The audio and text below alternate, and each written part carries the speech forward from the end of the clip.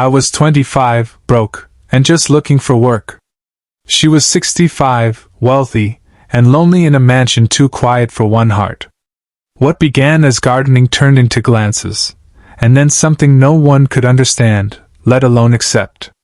This is a story about love, unconventional, unapologetic, and unforgettable. Because sometimes, the heart doesn't care about numbers. It only cares about truth. Hello, welcome back to my channel if you're new here. Thanks for stopping by, and don't forget to give us a follow if you like a story and similar infidelity stories, and if you're already a subscriber. Thanks for returning back. So guys, let's dive into the gist. My name is Steve Marshall, and if anyone had told me a year ago that I'd fall in love with a woman 40 years older than me, I'd have laughed it off as a sick joke. But life doesn't play by anyone's rules, and love, real love, defies all logic, all timelines, and all expectations.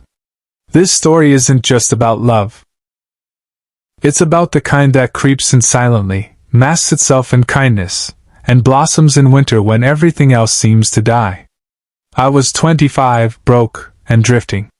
My parents had died when I was a teenager, and I never had much to begin with. I took whatever jobs I could find: roofing, dishwashing, painting fences, trimming hedges, anything to get through the day with a few dollars in my pocket and something to eat. I was no one's idea of a success story. But I worked hard. I smiled when it hurt. I kept going. I met Angelina Rosenthal one golden autumn afternoon when the leaves had just started to turn. I had taken up a job as a part-time gardener for her sprawling estate in Princeton, New Jersey. The mansion stood like a quiet secret, wrapped in ivy and sorrow, 3 stories tall with windows that stared blankly into the trees. It was the kind of place you'd imagine in a fairy tale, only this one had no prince, just a lonely queen locked inside. She opened the door herself the first time I rang. Elegant, tall, silver-haired, and draped in a cashmere shawl that looked older than me, she greeted me with a warm smile that didn't quite reach her eyes. "You must be Steve," she said, her voice like old piano keys, soft, worn, but still capable of music. "Come in. The garden needs your hands more than I do." She tried to play it cool, but I noticed her gaze linger just a second too long. Not in a creepy way, more like someone seeing a memory walk into the room. I chalked it up to my imagination. After all, I was just a help. But there was something about Angelina. She didn't treat me like a boy with dirty boots and a lawnmower. She offered me tea. She asked about my life. She remembered my name. And more than that, she cared. I'd never had anyone, not since my parents died, ask if I was sleeping well or if I had a warm coat for winter. She asked. And she meant it. I started coming twice a week, then 3 times, until I found myself doing more than just gardening. Fixing lights, helping her carry groceries, even driving her to doctor appointments. She said she didn't trust strangers. Somehow, I didn't count as one. I could tell she was lonely. Her children, she told me, were scattered across the country, living their own lives, married with kids of their own. They visited once or twice a year, if that. I saw the way her eyes dimmed whenever she spoke about them. So, I stayed longer than I needed to. She smiled more when I did. What puzzled me most was the way she treated me. Like I was some lost heir to her heart. She bought me new boots one day because mine had holes. Left hot cocoa by the toolshed on cold mornings. Gave me books, yes, actual books, about life and purpose and hope. I didn't know what to make of it. I kept wondering, what does she want from me? No one gives without expecting something in return. Right. But she never asked. She just gave. Winter came in heavy, cold waves. The mansion grew quieter, the halls darker. I found her one morning, sitting by the fireplace, coughing and shivering. She brushed it off as a seasonal flu, but I knew better. Something was wrong. I stayed that night. I slept on the couch just in case she needed anything. That was the night everything changed. She called me into her room around midnight, her voice barely a whisper. "Steve," she said, "do you believe in impossible love?" I froze. My heart thudded like it wanted to escape. I nodded. I think I knew what was coming, but hearing it still knocked the air out of me. "I've fallen in love with you," she said, her eyes wet with shame and truth. "I know I shouldn't. You're young, you're a man who deserves so much more. But my heart doesn't care. And I'm tired of pretending." I didn't say anything. I couldn't. I didn't know what I felt, not then. She continued, "You've brought me back to life, Steve. I would give you everything I have if it means you'll stay with me. Not as a servant. Not as a guest. But as someone who can love me back, even if just a little." Her confession shattered something inside me. Not because it was absurd, but because it was honest. Raw. And somewhere deep in me, I had felt it too. That night, I sat beside her, holding her hand as the snow fell silently beyond the windows. I didn't kiss her. I didn't make any promises. But I stayed. And I didn't leave. The days that followed Angelina's confession felt like a dream drifting between shame and tenderness. I kept expecting to wake up and laugh at the absurdity of it all. A 65-year-old woman in love with a 25-year-old man? That's not something you hear every day, especially not when you're the man in question. But I didn't walk away. I couldn't. Something about Angelina had grown into me, like her garden vines that clung to stone and didn't let go. There was no lust in her eyes, no manipulation, no games. Just love. Pure, desperate love from someone who had been alone too long. She apologized the next morning. She told me to forget everything she said. That it was the fever talking. That she was just a foolish old woman, longing for warmth in a frozen world. But I couldn't forget. Not when her words had echoed so deeply inside me. I stayed longer after that. I began taking care of her full-time while the pneumonia knocked her down. I cooked her meals, badly at first, and brought her tea just the way she liked it, with honey and a slice of lemon. I read to her when her voice was too weak. She'd smile and close her eyes, whispering, "You remind me of my youth, Steve. You make me feel like I'm not dying."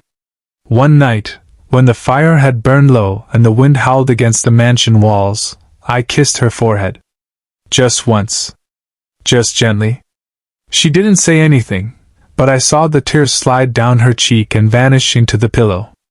That tear broke the last of my confusion. I realized then. I loved her. Not because she gave me food or gifts or shelter. Not because she was kind or gentle. But because for the first time in my life, someone saw me, really saw me, and gave me back to myself.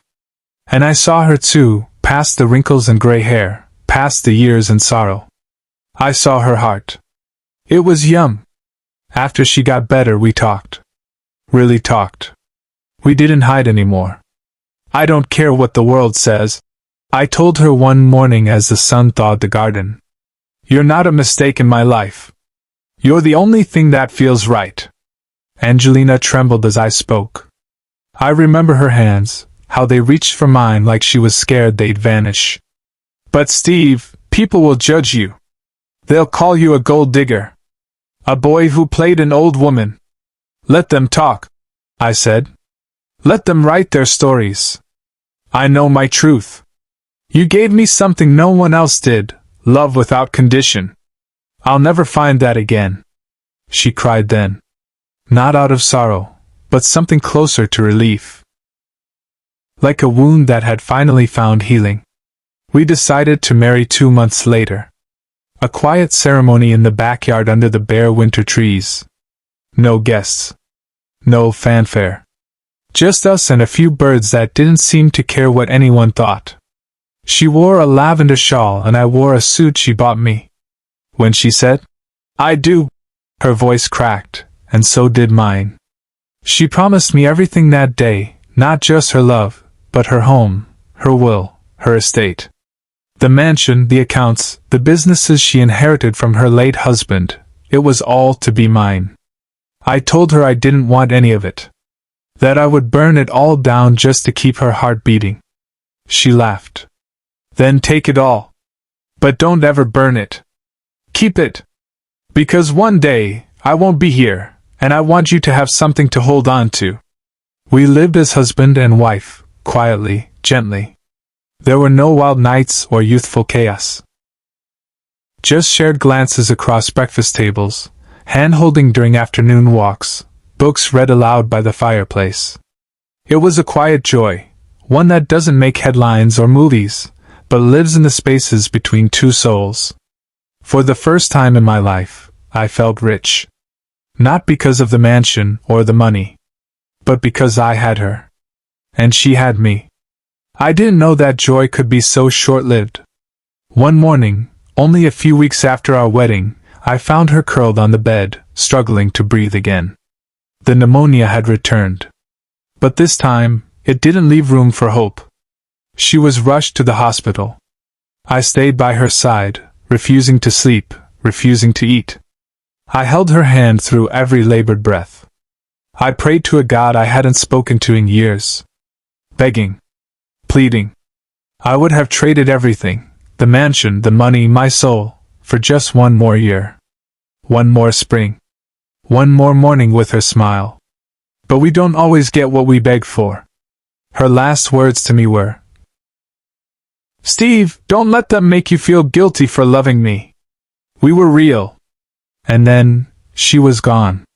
When someone you love dies, the world doesn't stop. The clocks tick. The sun rises. Cars pass. Birds sing. People smile at coffee shops and complain about traffic. But inside you, nothing moves. Time doesn't just freeze, it breaks.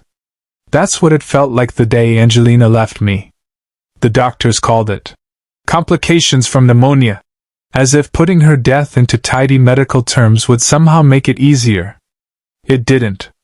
I sat beside her hospital bed long after the machines had gone quiet, holding her hand like I could somehow warm it back to life. Her skin had already begun to lose that gentle warmth I had loved pressing my lips to. She was gone. And with her, every part of me that had finally begun to believe in love, in hope, in peace. The mansion that once felt like a sanctuary now echoed with silence so loud, it pressed on my chest. The rooms were full of her absence. Her perfume still lingered in the hallway. Her books sat in their neat rows, bookmarked at chapters she would never finish. Her tea mug remained by the window where she used to watch the garden, always insisting the robins visited her and her alone. It was mine now. All of it. The lawyers confirmed it within a week, every account, every deed, every asset she had. I signed the papers with hands that didn't feel like mine. Angelina had kept her word. She gave me everything. But without her, it all meant nothing. I didn't touch a dime for weeks.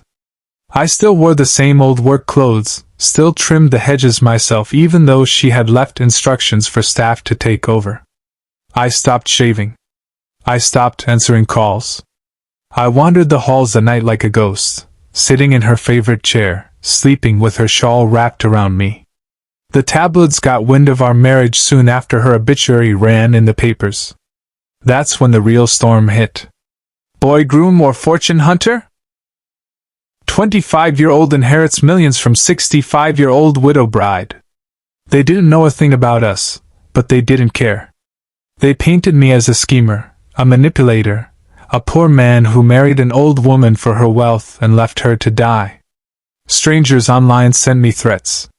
Reporters camped outside the gates. Her children, who hadn't even shown up to the funeral, sued me for everything.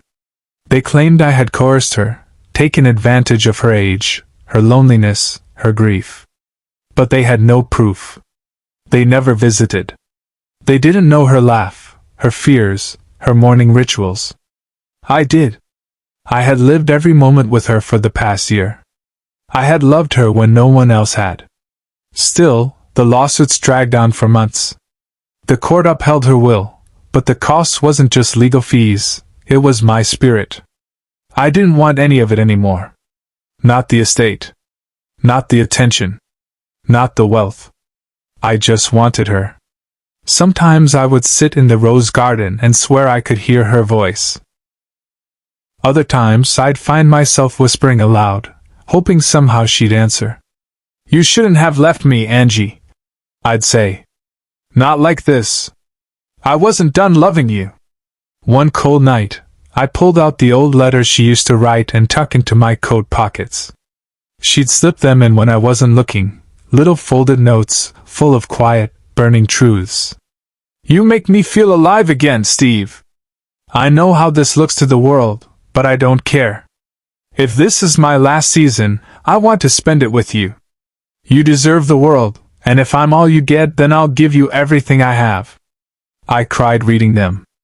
Not soft, cinematic tears, but deep, ugly sobs that racked my chest.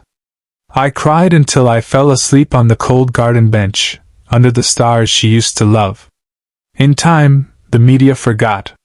Her children lost interest when the court upheld her will again. The world moved on. But I didn't. I stayed. The mansion stayed just as she left it. I couldn't bear to change anything. Her slippers remained by the bed.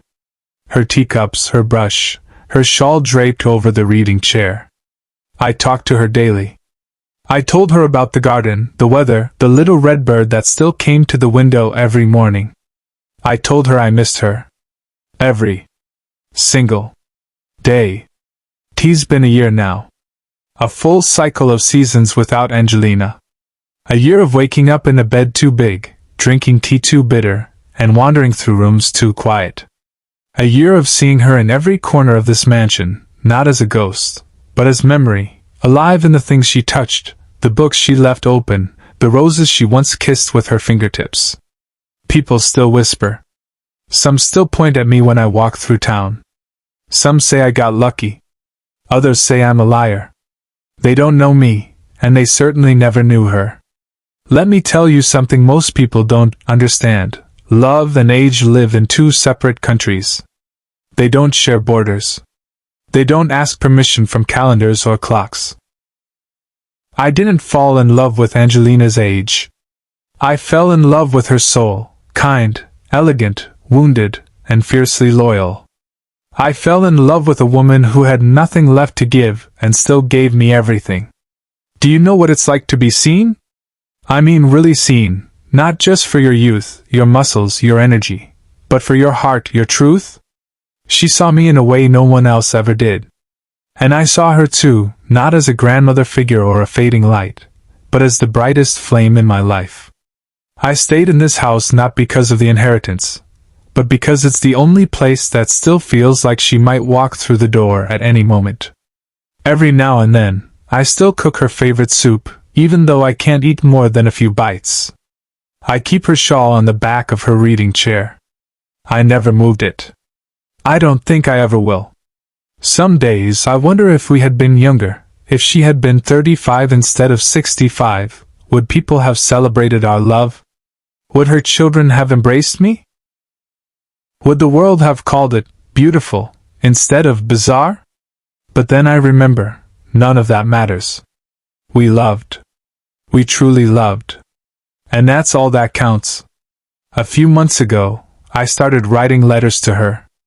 I leave them under her favorite rose bush in the garden. I know it sounds crazy, but it helps.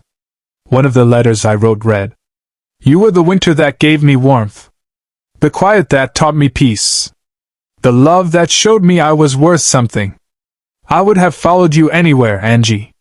Even into the dark. I've thought about selling the mansion. Starting over somewhere else. But every time I pack a box, I unpack it by nightfall. This is still her home, and somehow mine too. The echoes of our laughter live in these walls. The truth of our story hums in every floorboard. It would feel like betrayal to leave her behind.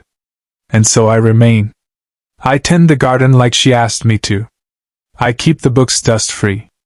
I polish the piano she never played but loved to sit beside. I keep her favorite chair facing the window where she used to sit, watching birds and smiling softly as if seeing something the rest of the world had forgotten. People still ask me if I plan to remarry, if I'll ever move on. The honest answer? No. I don't think you move on from a love like this. You carry it. Like a scar that doesn't hurt but still tingles when the wind changes. Like a song that never leaves your mind. I will love again, maybe. But I'll never unlove her.